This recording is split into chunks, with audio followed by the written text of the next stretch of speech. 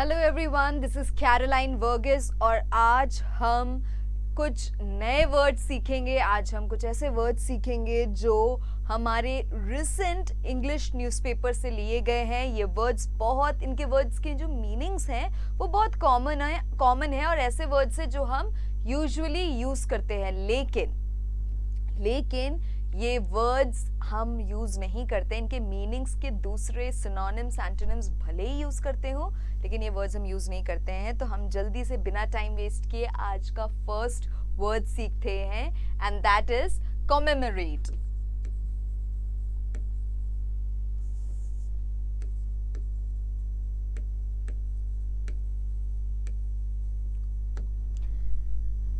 First word है हमारा commemorate. Commemorate का मतलब है मनाना। कॉमेमोरेट का मतलब है कोई चीज़ को, कोई दिन मनाना या कोई इम्पोर्टेंट डे जो होता है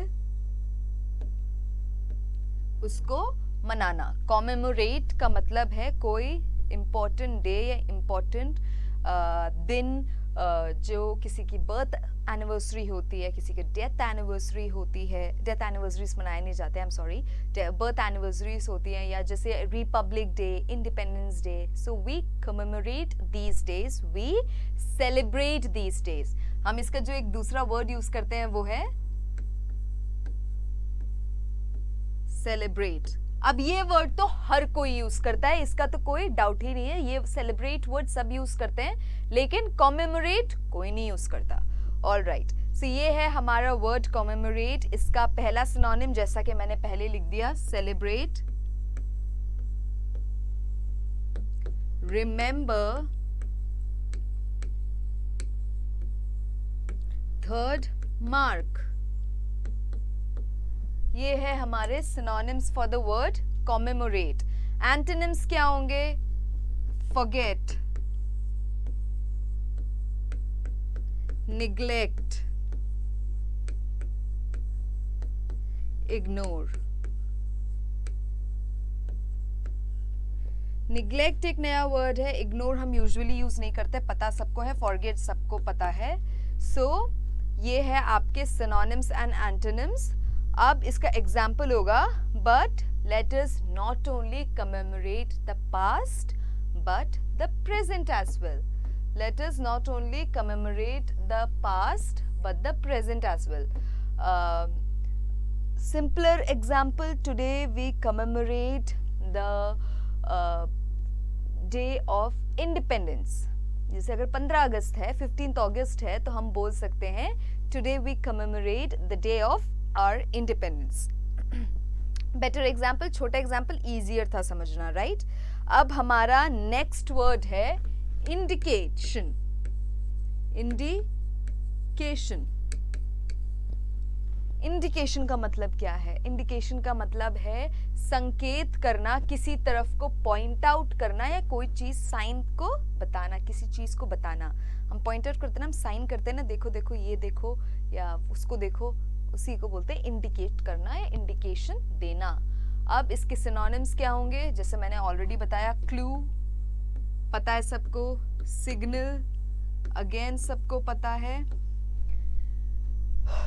क्लू, सिग्नल एंड आपका तीसरा हिंट। तीसरा वर्ड है आपका हिंट।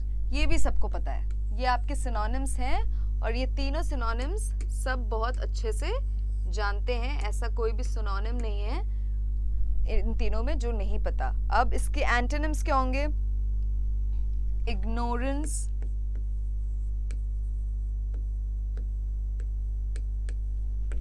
मिसइंफॉर्मेशन,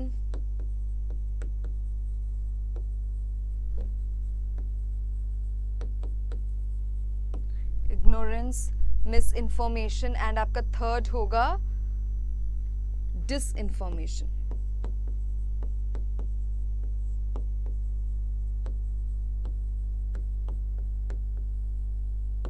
डिसइंफॉर्मेशन, ये होंगे आपके एंटोनिम्स फॉर इंडिकेशन, इसमें मिस इन्फॉर्मेशन एक नया वर्ड है, डिसइंफॉर्मेशन एक नया वर्ड है। डिसइंफॉर्मेशन बहुत जल्दी लोग यूज नहीं करते हैं। सो ये है आपके सिनोनिम्स और एंटोनिम्स। और अब इसका एग्जाम्पल क्या हो सकता है? एग्जाम्पल हो सकता है he gave me some indication about the event. He gave me some indication about the event. ये था हमारा सेकेंड वर्ड। हमारा थर्ड वर्ड क्या होगा? हमारा थर्ड वर्ड है डिस्टिल।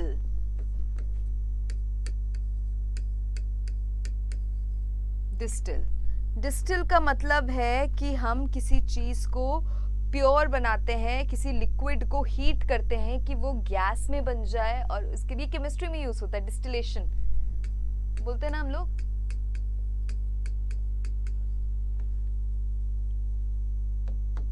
डिस्टिलेशन का मतलब क्या है? जब हम लिक्विड को गैस में चेंज करते हैं और उसके बाद उसको उस गैस को कूल ऑफ होने देते हैं ताकि वो वापस से लिक्विड में हो जाए, वो क्लियर, वो प्योर लिक्विड हो जाता है, राइट? उसको हम बोलते हैं डिस्टिल। अब हमारा डिस्टिल के सिनोनिम्स क्या होंगे? कंडेंस,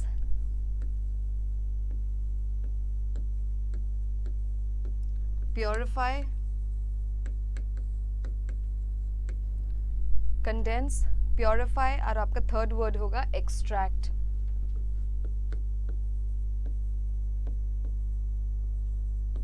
एक्सट्रैक्ट नया वर्ड है, कंडेंस नया वर्ड है, प्योरीफाई लोग यूजुअली जानते हैं।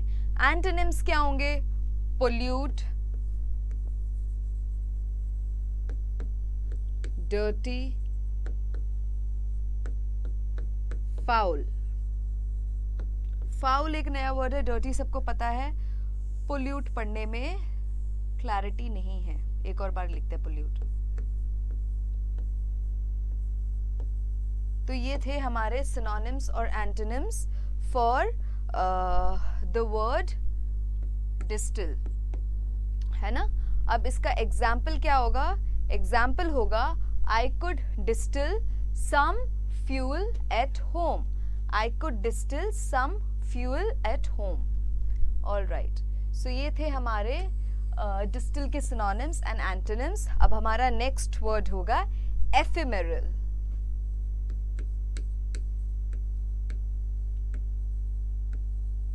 एफिमेरल, एफिमेरल क्या मतलब है? कि एक शॉर्ट टाइम या बहुत ही शॉर्ट पीरियड ऑफ टाइम जो होता है उसको हम यूजुअली बोलते हैं एफिमेरल।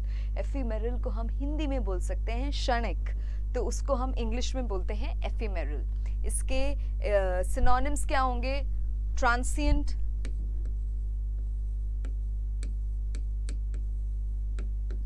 Passing, brief. ये होगा आपका synonym, transient, passing, brief.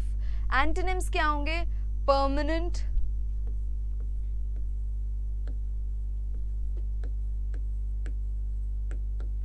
Lasting,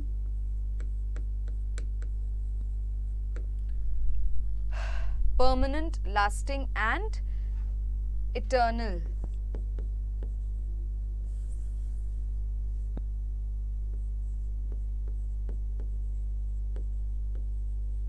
Eternal, ये है आपके antonyms. So ephemeral का example क्या हो सकता है? The ephemeral joys of childhood. The ephemeral joys of childhood. ये था हमारा फोर्थ वर्ड। एंड हमारा फिफ्थ वर्ड क्या होगा? enfeeble.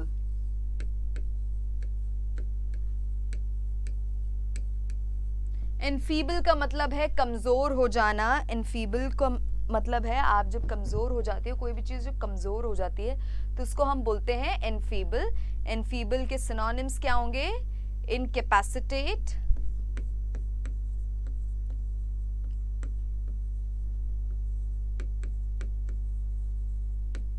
drain, weaken. इसमें incapacitated is a new word, weaken हम सब जानते हैं लेकिन यूज नहीं करते, drain भी हम जानते हैं लेकिन यूज नहीं करते हैं। एंटोनिम्स क्या होंगे? एंटोनिम्स होंगे encourage,